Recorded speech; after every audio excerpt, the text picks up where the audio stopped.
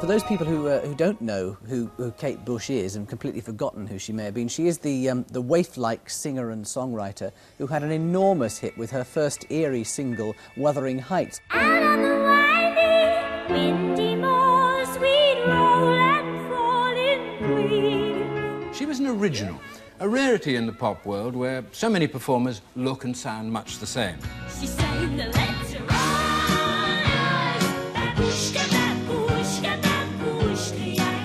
Is it a bird? Is it a plane? Is it a tree? No, no, no, it's a bush. Yeah, ladies and gentlemen, Kate Bush. Kate Bush. Kate Bush.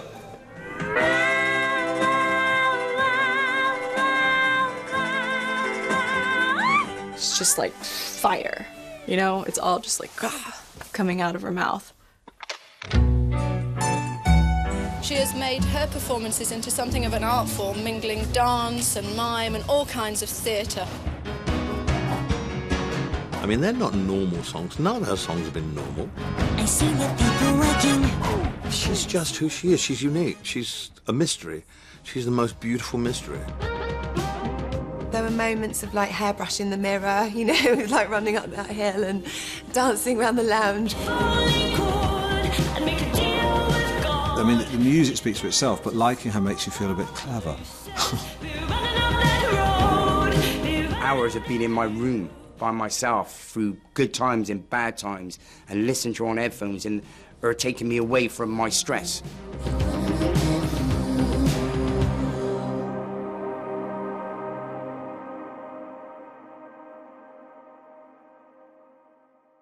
Let me tell you a story. When I had my civil partnership 9 years ago in 2005, and Kate, we invited Kate. We didn't think she'd come, but she came with her husband, Danny. And there were a lot of very famous people in that room. There was like 600 people. And all anybody wanted to meet was Kate Bush. I mean, musicians, anybody. They couldn't believe Kate Bush was there. She's kind of an enigma. I don't think she's ever particularly wanted to play the game, has she? But I think when you've done great work like she's done, and then you retract from the public, people almost have to make up their own version of you, don't they? You can hear one note of a Kate Bush song, or one note of her voice even, and know immediately what it is. And that is the biggest feat of any artist, especially when you consider, you know, all the roads that she's gone down.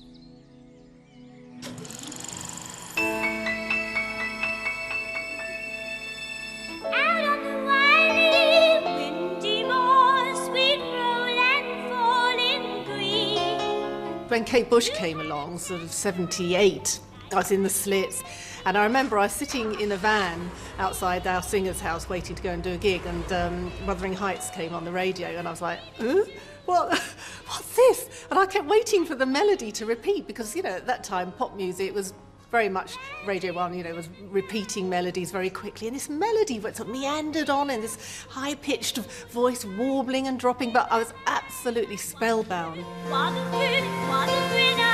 When I first heard it, I thought that was extremely challenging. The vocal was almost hysterical and so up there, the register.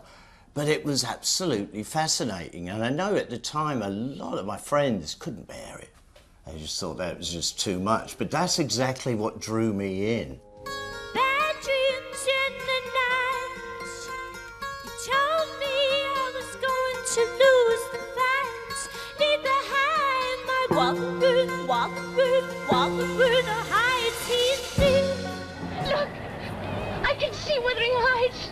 Well, I saw a series on the television about 10 years ago. It was on very late at night, and I caught literally the last 5 minutes of the series where she was at the window trying to get in. Who are you? I'm Catherine Linton. I've come home. And it just really struck me. It was so strong. And I read the book. You read the book? You read the book later? Yeah, I read the book before I wrote the song because I needed to get the mood properly. I'd never heard anything like it before. It was like banshee music. This absolute otherworldly voice singing about a book.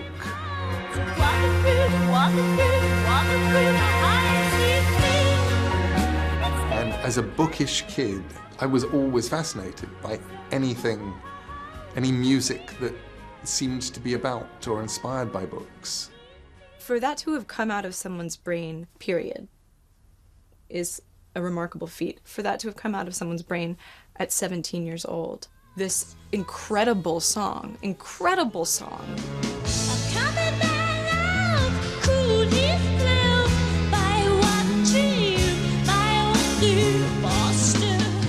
There aren't that many amazing pop songs that have 2 or 3 key changes in them. And I'm not talking like modulations, I'm talking like, okay, now we're in the key of Q. You know, it's like, what? But it's so brilliant, it's so memorable. I always karaoke that song if I drink enough.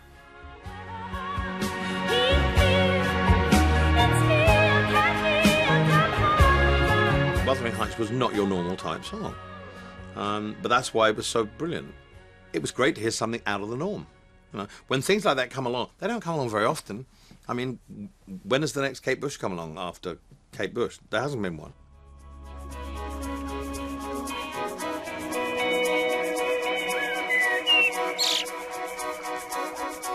Now let's get back to the beginnings. You're 19 now? 20. 20? Yeah, just. And you're from Kent? Yeah. And is Kate Bush your own name? Yes, it is. Now, your father's a doctor? Yes. Is it a musical family? My brothers are very musical, yeah. They were really responsible for turning me onto it in the first place. Mm. They were always playing music when I was a kid. Her brothers were a big part of it. They were very much, in her early days, their formative years, particularly people like Paddy. I mean, he was having all these musical ideas coming in. He had all these strange musical things that he was into, you know, lots of strange musical instruments and various forms of music, and he would run those past her, and lots of it would stick, you know. What do you call it? It's called Astrumento de Porco. That's its real name. You're Kate's brother, aren't you? Yeah, afraid so. Is it sort of a bit of a family business, really? Well, yes and no. I mean, like, Kate and I have been making music together for years and years, on different levels, you know, but I mean, there's always been music in our family. Well, when I was young, it was really the music that my brothers played, and I'd pick out the stuff that I liked and listen to it with them. And what kind of music they played? They were into King Crimson at that time, and Pink Floyd, and Blind Faith, Fleetwood Mac, that sort of thing. When you went to visit the family house, you know, East Wickham, you know, it sort of reminded me of my parents' house in some ways. It was a comfortable, middle-class doctor's house with a nice garden. Yet, out of that had grown this strange creature that was doing wonderful things. When did you start writing songs? I must have been 11 or 12.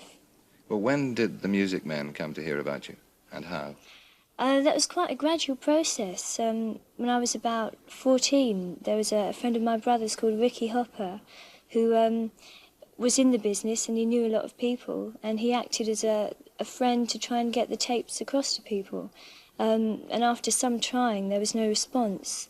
And he knew Dave Gilmour from the Pink Floyd, and Dave came along to hear me because at that time he was scouting for struggling artists. I had a listen. I was intrigued by this strange voice. I went to her house, met her parents down in Kent, and she played me, God, I mean, it must have been 40 or 50 songs on tape, and I thought I should try and do something. I hear him before I go to sleep and focus on the day that's been. I realize he's there when I turn the light on. Dave Gilmour put up the money for me to make a proper demo with arrangements and selected songs, and we took it to the company. We were making Pink Floyd, that is, we're making the Wish You Were Here album, and I think we had the record company people down at Abbey Road in number 3. And suddenly I find myself. And I said to them, do you want to hear something I've got? And they said, sure, so we found another room and I played it to them. The Man with the Child in His Eyes. And they said, yep, thank you, we'll have it. He's here again, the man with the child in his eyes. He's here again. You know, Man with the Child in His Eyes is still one of those things that, right from the get-go, you know, has its own life because it's just a great song. And she has, you know, for all the time that she or I or anyone spend decorating and creating moods, it's actually the key element of what you're saying, the melody and the chords and the rhythm that still speak louder than all the stuff around on a great song. It is absolutely beautiful, isn't it? And it's sort of over 2 years before any of the other recordings she did. That is her singing at the age of 16 and having written those extraordinary lyrics about whatever they're about.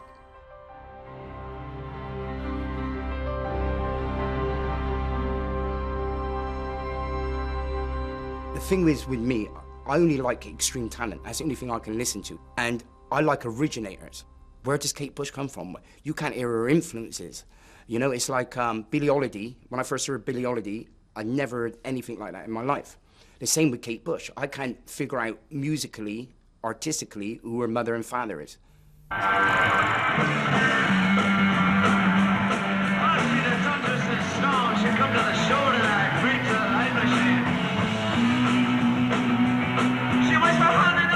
Somebody told me that she was at this 73 gig at Ziggy Stardust. I'm like, are you sure? Everybody seems to have been at that gig. Yeah, we were there. It was a great gig. He's one of those people that have had an influence on her in a weird sort of way, you know. It's not obvious, but, you know, people do. She was aware of Roxy Music, Brian Eno, people like that. You know, she was aware of a lot of people. A lot of people had an influence on her. I hope you don't know it, 'cause we've been around a long time. Just try to make the big time. Kate, having seen me probably, well, yeah, the first time working with Bowie, I mean, she wanted to be a performer like that. I'm not saying like Bowie, but to move like that. And, of course, she had seen Flowers, as did everyone at that time.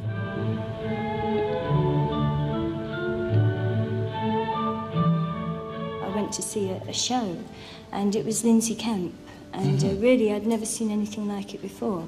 And what he was doing was he was using movement without any sound at all, something I'd never experienced.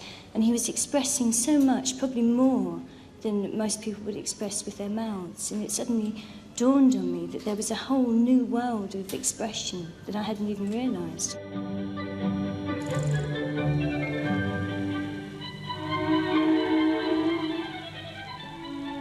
I was teaching at the dance centre in Covent Garden. Kate turned up, dressed very properly in her ballet tights and things, and her hair scraped back, looking very, very professional indeed, very, very serious student, but as timid as hell. And of course she took a place at the back of the class. You know, I had to coax her forward. I mean, she was extremely shy, extremely timid. And of course the first thing I had to do was, you know, bring her out of herself, give her courage. I have to say that once Kate actually started dancing, she was a wild thing. I mean, she was wild.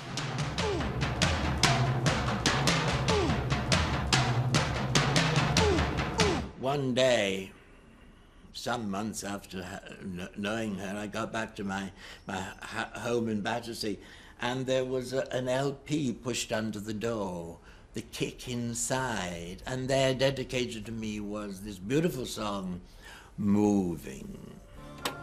How I move, how you move me,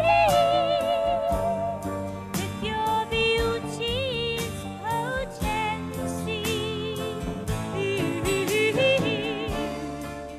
I didn't know she she had any aspirations to being a singer. She never talked about herself.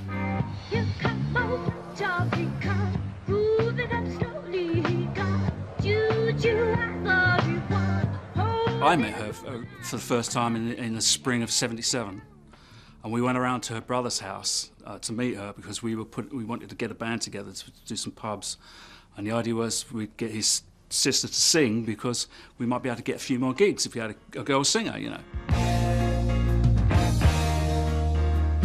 And so we got that band together. We had a few rehearsals. We did lots of covers, but we did things like James and the Cold Gun, Heavy People, and all that kind of stuff. We did embryonic versions of those.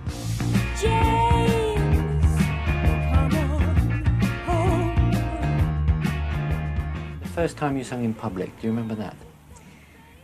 Yeah, that was about 2 years ago in a pub in Lewisham. And I was so scared, I really was. And I knew from day one, I knew that there was no way this girl's not going to make it. She's going to be a huge success, you know. There's no way, because she was so driven for it, and her enthusiasm for it all, it was infectious, you know. Now we have a young person, Basil Bush's sister, who, as you know, was responsible for that great hit, Wuthering Heights. Kate Bush and the Bushwhackers. Rolling the ball, rolling the ball, rolling the ball to me. The early vocal style is really acrobatic, isn't it? It's kind of like, it's very, almost sort of vocal gymnastics, isn't it? Jumping around all over the place. She's almost still finding her style a little bit. It's quite kooky and strange.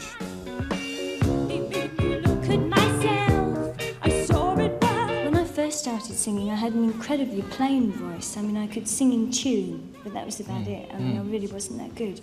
And really all I did was sing every day because I was writing songs. I would sing them. I was concentrating much more on my writing, and therefore my voice came through that.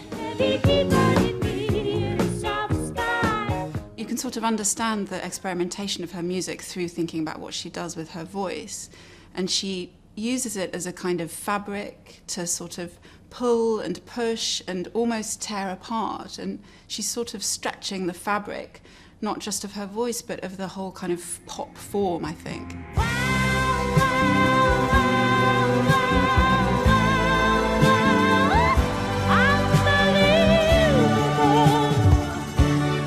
There are lots of layers to that song, but what she's doing with her voice is just going, wow, wow, wow. It's very hypnotic. It's a bit like a siren, and then, you know, it whoops up to a very high register. It's like a child. It's like a kind of just reveling in what her voice can do.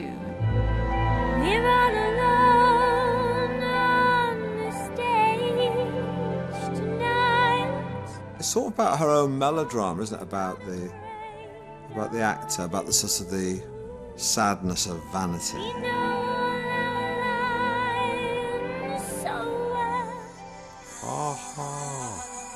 Really wanted.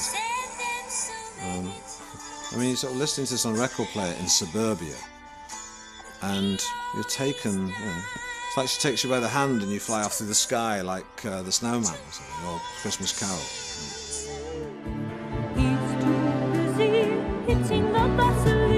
He's too busy hitting the Vaseline.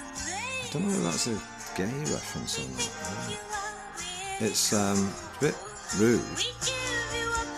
They'd give me a part, my love, but you'd have to play the fool.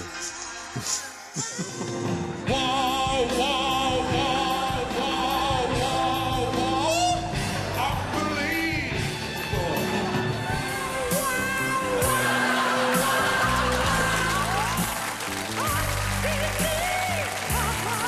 So, of course, she's a gift for satirists. Of course, it's easy, because dull artists, especially in pop music, are very difficult to satirise.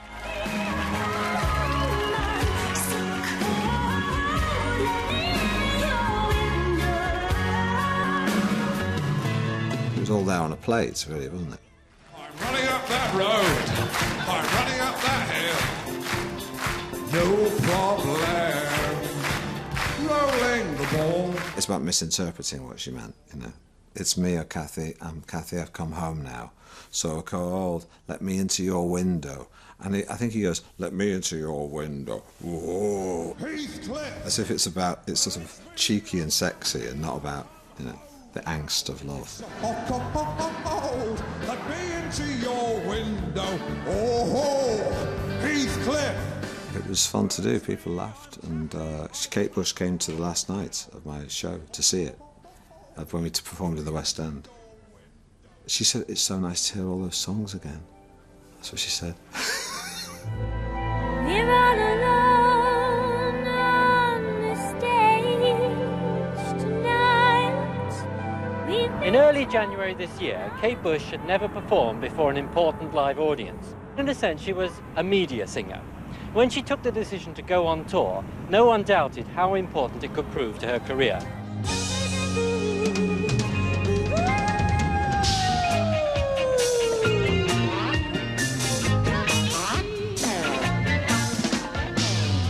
Her early shows were so sensational. The ones she did at the Palladium, for example, were the benchmark for people's shows in the future. Orally, she was who she was, but visually, she created a new standard for people. Did you enjoy the show? Oh, it was lovely. Did you? You really happy? I'm knocked out. I can't believe that audience. Now that it has worked so well, I gather you were a little bit worried beforehand that it would all be okay. Now that it has proved to be so successful, do you think you might do a more extensive tour later in the year? That really depends. So much depends on energies, you know, because it can become very tiring with the travelling. I don't know. We have to wait and see.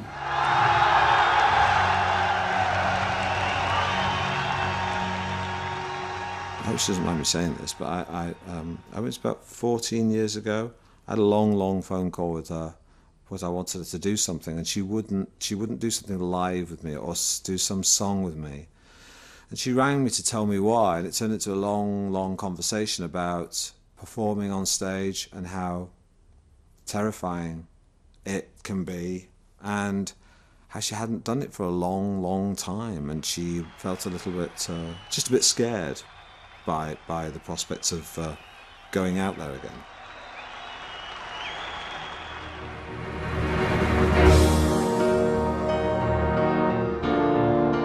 I think her early stuff was her kind of still finding her way. I don't think that she'd quite found herself. You know, lots of artists need to find their way. And all of that early stuff with her dancing around in a leotard. I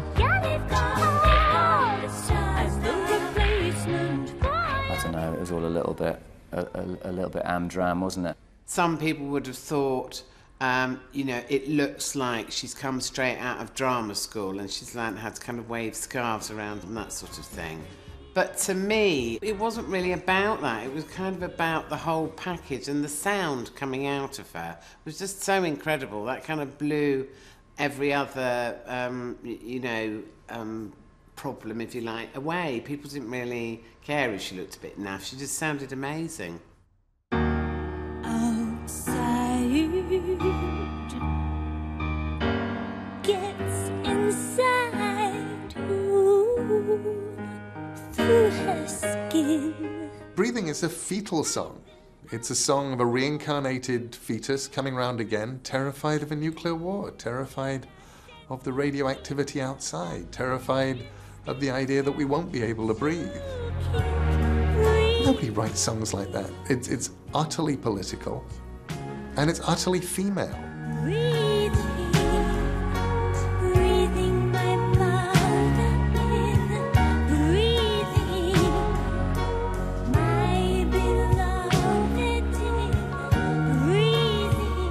It's almost like a reminder how important women are. I've had a funny thing, you know, my mother committed suicide and my whole career has been based around my mother. All around my mother because I didn't know her. And you know, just like keep breathing my mother in. That lyric there could be my whole career. And this is what I mean. I'm a kid from a council flat. I'm a mixed race guy who grew up in a white ghetto. Totally different life to Kate Bush. But that lyric, keep breathing my mother in, my whole career is based on that.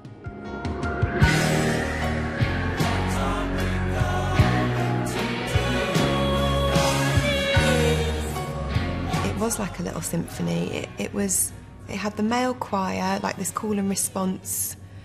What are we going to do? And that she's like breathing, the way she's singing. I was just like, oh my God, what's this woman on?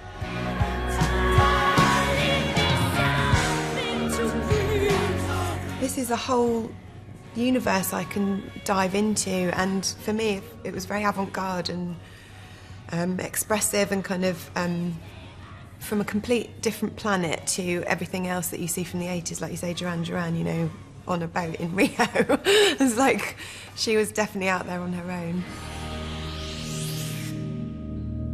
Well, it's funny, nobody ever applies the term progressive rock to Kate Bush, but to me it's prog. You know, it's everything that I love about the best prog. It's like the really sort of brash stuff, which is about people showing technical ability, I have no interest in. But the experimental, dreamy stuff that sort of came from lots of different places at once, you know, I sit her stuff next to Genesis, the obvious comparison as well, because of her story with Peter Gabriel.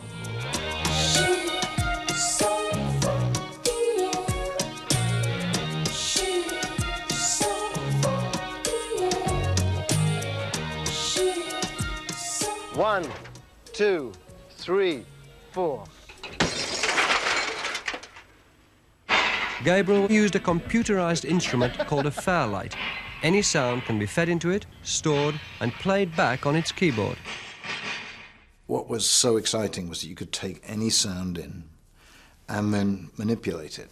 See, if I pick up this mic, for an example, and press S for sample, we can put in the sound, I hope. Over here we have the waveform, and it should be up on the keyboard. Every kid can do that with their phone nowadays, but at the time it was absolutely unique and suddenly opened up these whole sort of continents of new sound texture.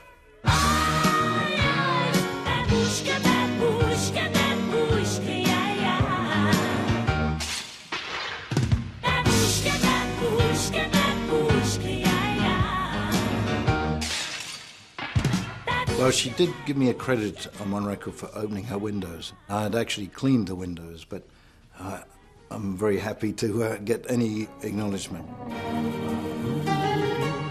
She wanted to test her husband. She knew exactly what to do.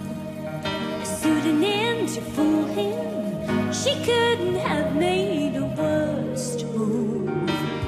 She sent him scented letters, and he received them with a strange delight, just like his The video is so kind of classic Kate Bush, because she does this thing whenever she's performing, which is that she's one version of herself, and then often when the chorus kicks in, she sang the letter. she becomes this other version, which is a kind of crazier version, and her eyes get very wide, and, you know, the camera zooms in, and she's sort of performing this kind of crazy, unhinged woman. And that's clearly inside her that she brings out in these songs.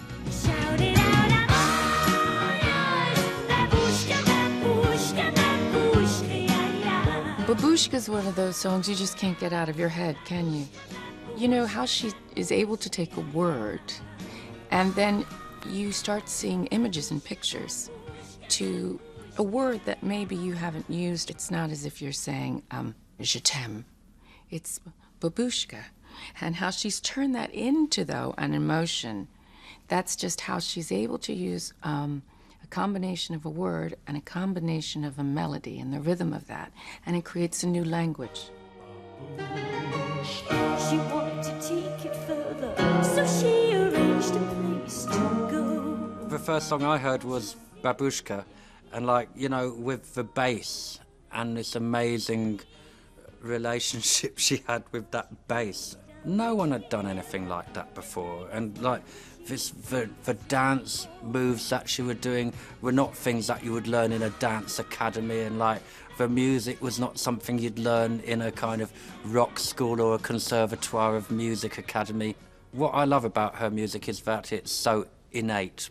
The talent she has is so innate but perfect fully formed music. I read an interview with her one time where she was asked something along the lines of, why do you write from the perspective of a lot of characters? And she said very simply and eloquently, because they're more interesting than I am.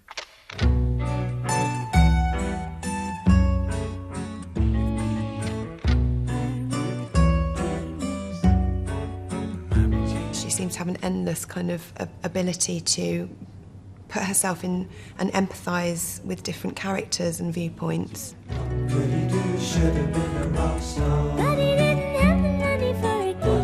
Army Dreamers is a maternal point of view. It's you know, you've got this song about young squaddies dying, and the person singing it, you know, somewhere understands what it's like to be a mother and to lose a son.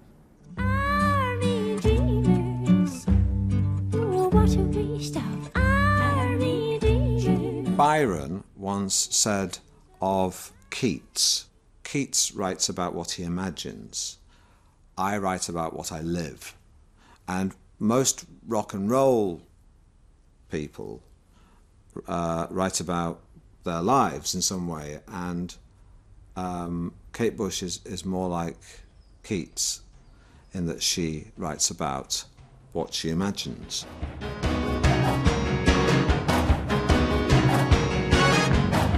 I see the people working and see it working for them, and so I want to join in, but then I find it hurting. So say that knowledge is something set up in your life. My favourite album by her is the Dreaming, and I think she produced that one herself.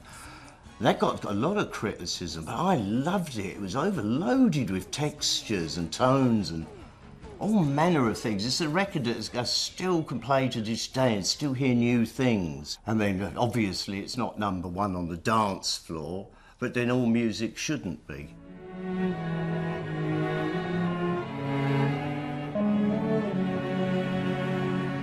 Well, seemingly it's you holding onto some bloke's ears with something in your mouth. It looks like a... Is it a key? Yeah. It's a key! Uh-huh. Well, if you listen to the album, and especially to the song Houdini, then you'll know all about it.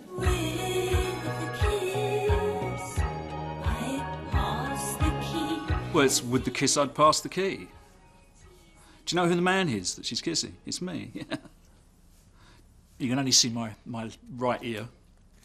But then again, who wants to see me? Kate has spent the last 14 months holed up in various studios recording her new LP, The Dreaming, and the resultant noises include helicopter rotor blades, didgeridoos, and a chorus of fake sheep.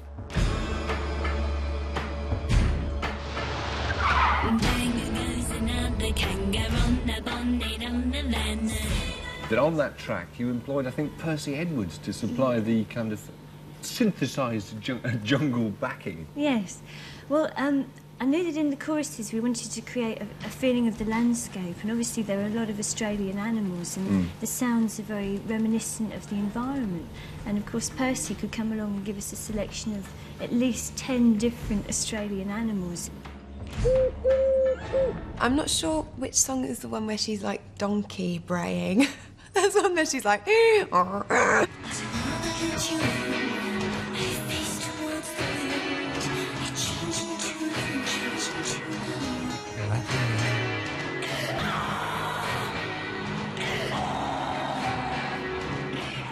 When I first heard it, I almost had to bend my ears round to be able to understand the sounds that were coming at me. And I found it really, again, I was like 11 or 12, so I found some of it really scary. I must admit, just when I think I'm clear. The direction I'm going in with my art is the way I want to go, because for me it's a little bit deeper, it's got more meaning, it's not so poppy, I suppose. But of course, maybe that won't be so widely accepted, especially in the singles chart.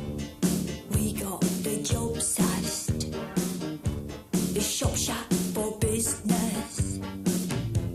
The lookout has parked the car that kept the engine running. 3 beeps means trouble's coming. She came out with this record that people were just like, what, you know, they couldn't grasp it. And But the greatest thing that happened was after that, The Hounds of Love, I think, which is one of her most complete works, was created, and I think only through pushing through those boundaries and exploring the deepest recesses of production could she then come through and create something like The Hounds of Love.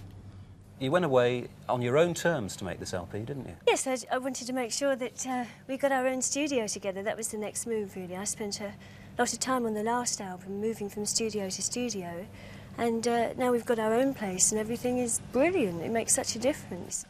When we set up the mastering studio for Hounds of Love, I think that really did get rid of the last of the chains that she had, that she felt she had.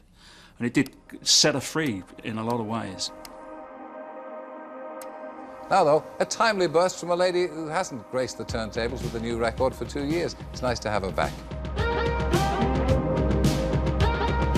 I just remember pulling aside. I was driving, and I heard it on the radio in the States. And she didn't get played a lot on the radio in the States until that song.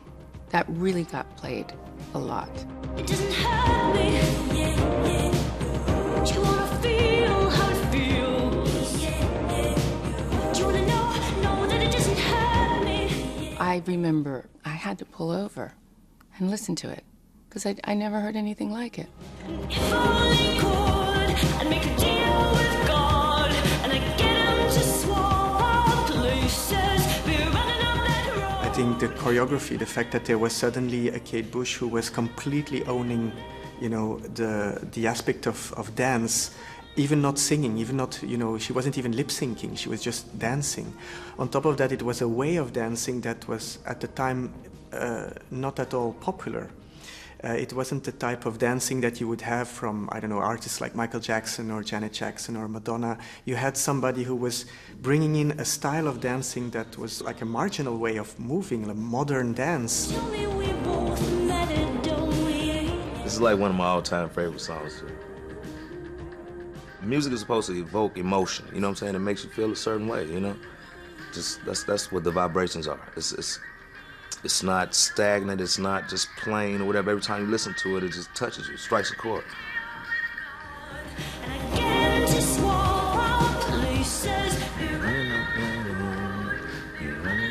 I was introduced to the music by my Uncle Russell, and he's kind of like a weirdo, like of the family, you know, he was a skateboarder and all kind of things. So I was like, you know, 6th, 7th grade, and I used to ride my bike to school and just listen to it. And then I just got deeper and deeper into it. That's, you know, one of my biggest musical influences. I love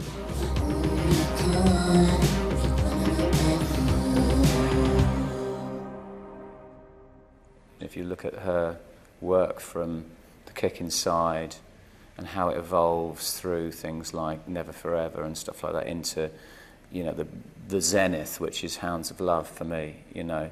It's a beautiful evolution, and the songs are kind of becoming more sophisticated, even though they've always been sophisticated, even from the start. They're just developing a kind of calm sophistication. And I think she just always kept people guessing. Now here with the title track of her best-selling LP in the studio at number 18, Kate Bush with The Hounds of Love. In the trees, it's coming. When I was a child, running in the night, afraid of what might be, hiding in the dark, hiding in the street. She starts the song with a quote from Night of the Demon, and it's a little bit scary. The hounds of love are haunting. I've always been a coward. It's like this repressed sexuality, so sensual and sexual, and it's so honest as well. I'm a coward and I'm frightened. You know, to state I'm a coward in a song is quite a brave thing to do, actually. Here I go.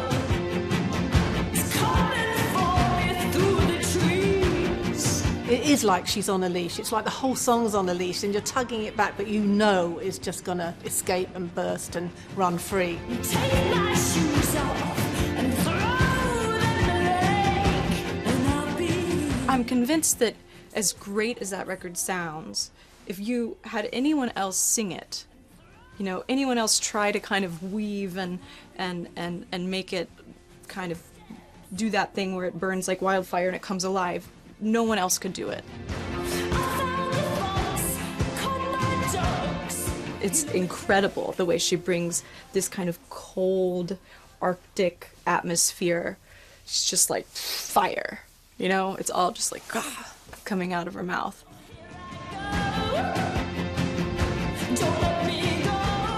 Everything's doubling up now. You've got twice the amount of cellos, so everything's doubled.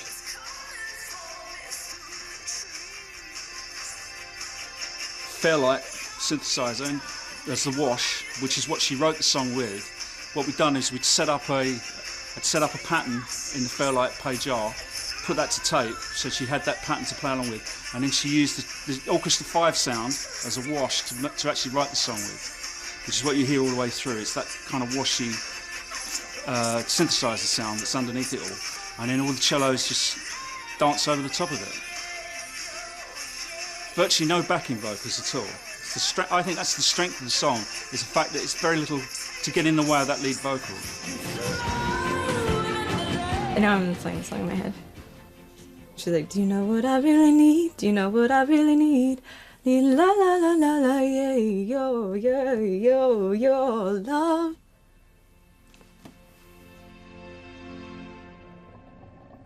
I find it really hard to sort of separate images from the music once you know the music's brilliant. And of course, I associate this image with some of my favourite songs that I know in my life. Little light shining. The second half of The Hounds of Love that's really where the magic is for me. I mean, the first half is a collection of the singles almost, isn't it? But the second half is an incredible sort of series of songs, and Dream of Sheep, which is so beautiful. I tune into some friendly voices talking about stupid. I tune into some friendly voices talking about stupid things. I can't be left to my imagination. Let me weak, let me sleep and dream of sheep. I love that lyric. Let me sleep and dream of sheep. The way it kind of goes into the stranger songs like Waking the Witch and things like that, where it's just these odd little uncomfortable little musical moments. I think The Ninth Wave was the piece of music that affected me the most when I was little because it terrified me. It's about witches and being stuck under ice and, you know, floating adrift in a sea of nothingness, and all those kind of dream elements, subconscious themes, and very kind of English ancient storytelling.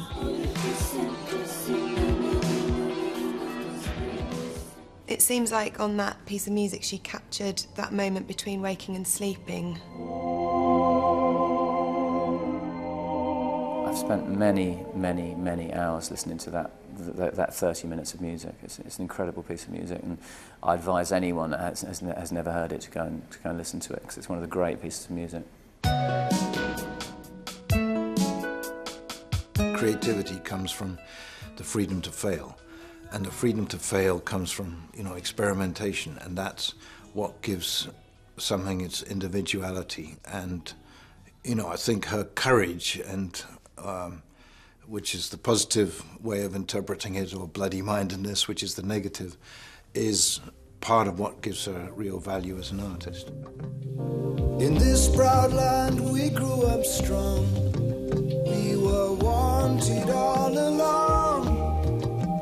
I was taught to fight, taught to win. I never thought... It's extraordinary what that song has been used for, but I think a lot of people that have got into trouble have attached themselves to that song. And I think a lot of it is that Kate's, you know, wonderful voice is there in a sort of reassuring and loving way, and just makes them think that perhaps there's going to be that type of love out there for them. Don't give up, 'cause you have friends. Don't give up, you're not the only one. The record she did with Peter Gabriel was one record that saved my life. That record helped me get sober. So she played a big part in my actual downfall and kind of rebirth, as it were. That record helped me so much. I never told her that, but it did. Don't give up, 'cause I believe there's a place where we belong. One of the things that I love about Kate Bush is her absolute ability to take things, to pluck things that you would never expect to see on a rock album and put them there and make them work.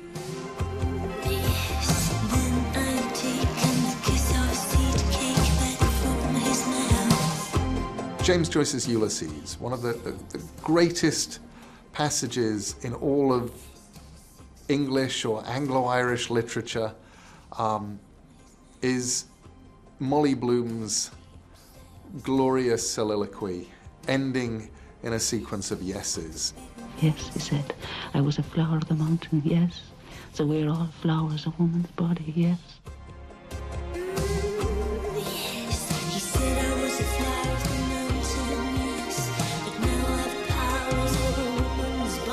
It's about embracing the world of the senses, embracing yourself, embracing sex, embracing love, embracing the future, embracing all possibility. And it goes all the way back for me to Wuthering Heights. This is somebody who's not afraid of books. This is somebody who's not afraid of reading, somebody who's not afraid of writers, and who's not afraid of translating, being an intermediary, being a door between the world of books and the world of rock. I still remember going to the CD store and buying Central World when I was 16, and the cover, and there's a rose in front of her mouth that has bloomed. She's got big wide eyes, and I remember, you know, putting it in the shitty car stereo on the way home, and, you know, and my life was forever changed.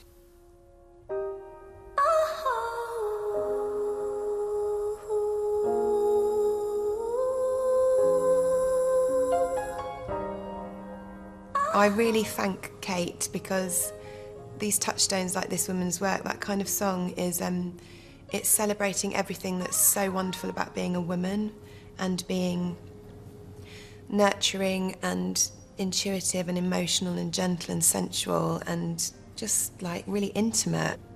I should be crying, but I just can't let it show. People don't put their hearts on the line in that vulnerable way very much, and it's really, as an artist myself, it's helped me to not be frightened, to show as much of my vulnerability as a woman as I can, and in that be powerful.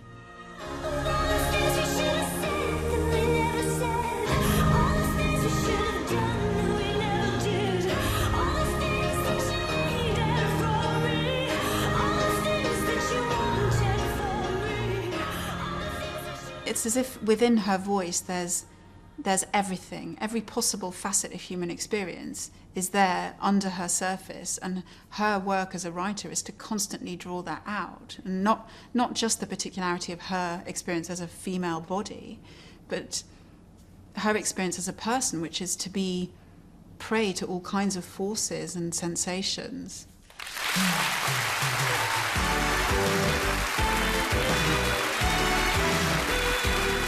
What about lyrics? Yours are very passionate and provocative. Do you get inspiration anywhere? I think it is elusive stuff, but I think really the biggest inspiration is people. I think people are just so inspiring. They're fascinating and wonderful, and I think, you know, that nearly every idea that a person has had has probably at some point come from another person. I think The Red Shoes, without going into too much detail, is a very personal album. You know, there was a lot of very personal stuff happening at that time. And I think it shows in the music. I mean, basically a lot of the music on the album is about breakup of relationships. You know, I'll come around when you're not in and I'll pick up all my things, you know, all that kind of stuff. It's alright, I'll come round when you're not in, and I'll pick up all my things. Everything I have, I fought with you. It's such a desperate song. I mean, she really finds a way to convey despair, the despair of missing the person, or a breakup that you know will never come back together again. I don't quite know how to put this, but obviously, you've had a professional and personal relationship with Kate for a long time, and the Red Shoes was an expression of some of the things that may have been happening between the two of you, and yet you were still working together. That's exactly it. Well, because the working relationship was never a problem. We always work together reasonably well. We always argue. We always have and always will. I guess I've always argued with Kate. She's always argued with me. But I guess that's the way it is. So I feel I'm emotionally involved with it all to a great extent. Much more so than most people would imagine. Not only did we have a personal relationship and I work with her, I really love her music. I really do. To the point where I've virtually worked with nobody else because nobody else comes close. Some moments that I've had, some moments of pleasure.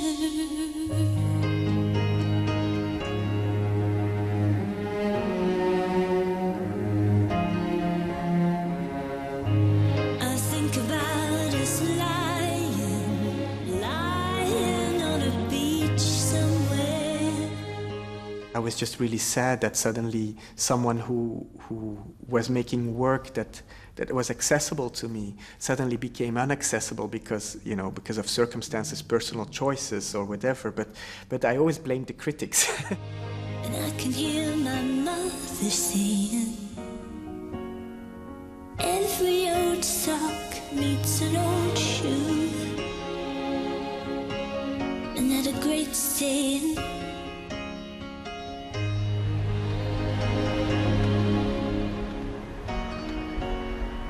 Every old sock needs an old shoe. The fact that she took time off to raise her child and disappear and give Bertie a wonderful life, the humanity in her is so great, and she wasn't interested in anything except, raising her child and being happy. And I don't think what Kate Bush did was like a weird thing at all, to kind of withdraw to bring up a child, if that's indeed why she did withdraw. Maybe she just withdrew because she was sick of the whole bloody lot of them wanting to know about her life. And I could really understand that. For me to get into that creative process, I have to have a sort of quiet place that I work from. And if I was living the life of somebody in the industry as a pop star or whatever, it's too distracting. It's too to do with other people's perceptions of who you are. And what's important to me is to be a human being who has a soul and who hopefully has a sense of who they are, not who everybody else thinks you are.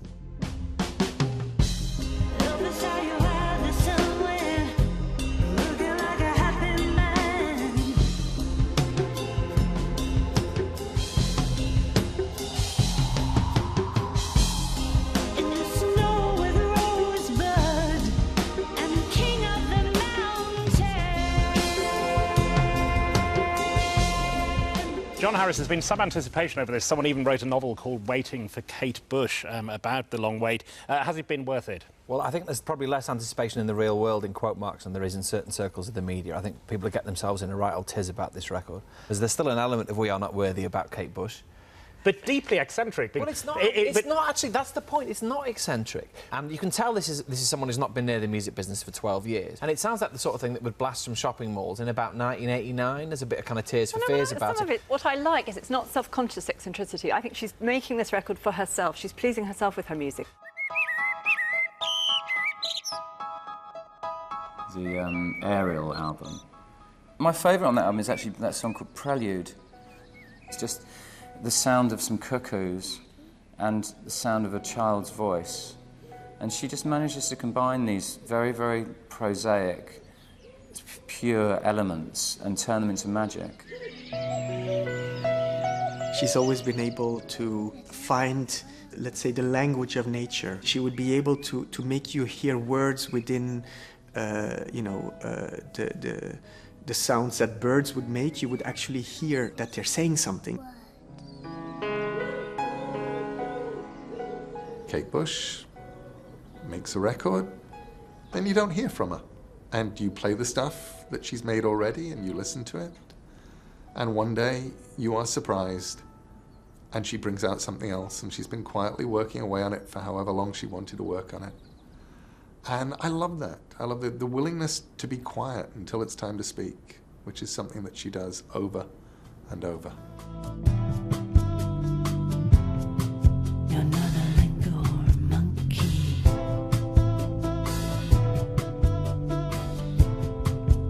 Nor a big brown bear.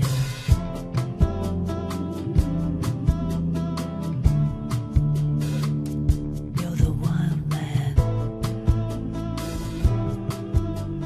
50 Words for Snow. My favourite track on that is where her little son, he sings, I am sky. You know, that amazing, like, choral boy, pure voice was like, it's just so lovely to hear the generations coming through and that they're making music together. I am sky.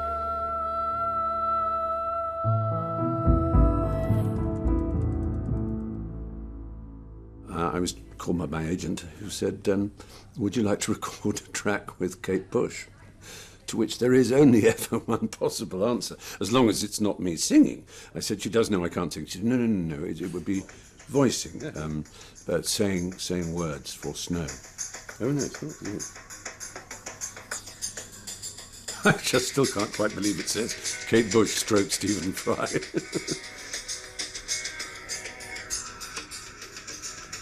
Wonderfully atmospheric, isn't it? It's just something about it.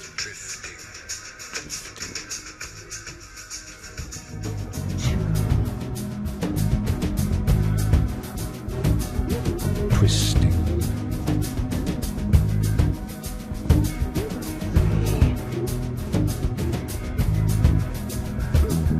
Whiteout. These phrases and epithets are hers, and they're not.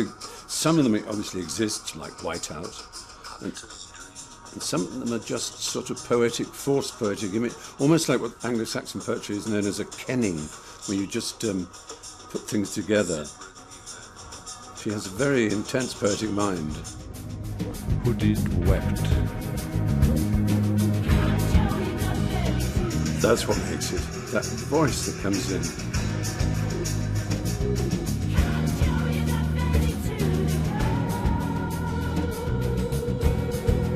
The intention is to tell a story, to create a sonic world for us, a sonic painting for us to walk into, without having to see her. She's transcending that. She's choosing to transcend that, and that's a very powerful thing to do.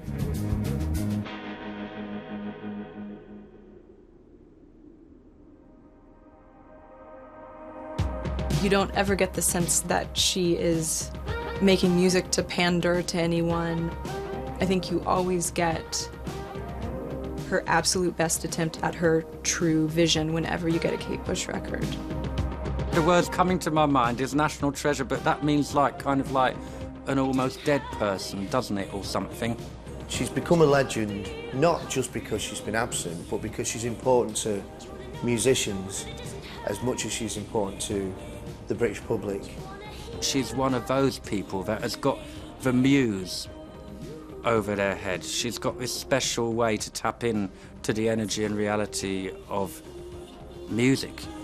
She takes you somewhere else. You know, there are other artists, they're of a genre, aren't they? And you can sort of jump between them. I don't think you can do that with her. I think you have to fully submerge yourself in, I was going to say the bush, but I better not.